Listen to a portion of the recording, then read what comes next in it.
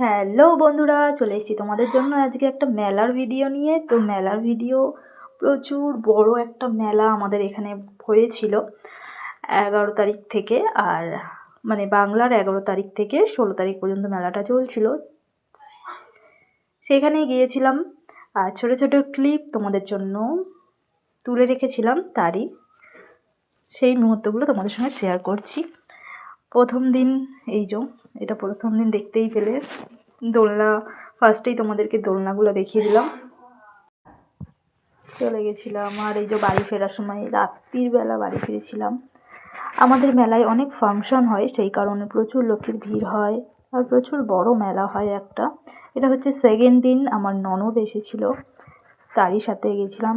ননদ ওদের সাথে মেলায় গেছিলাম। দিয়ে দেখো আমি জিনিস কেনাকাটি করছি। কি কিনছি বলো তো? হ্যাঁ, এই দেখো সাঁড়াশি। তো সাঁড়াশিটা দেখছিলাম টাইট আছে কি আমিও তো বুঝি না, কিন্তু তবুও দেখছিলাম একটু। ওরা কিনবে বলে সেই জন্যই দেখছিলাম।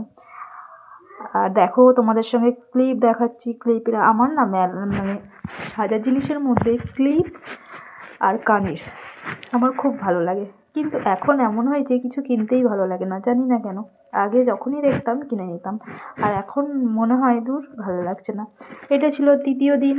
দেখো 4 দিন টোটাল মেলায় গেছিলাম। 6 দিনের মধ্যে 4 দিন মেলায় গেছিলাম। তোমরা কেউ আছো এরকম মেলায় যাও?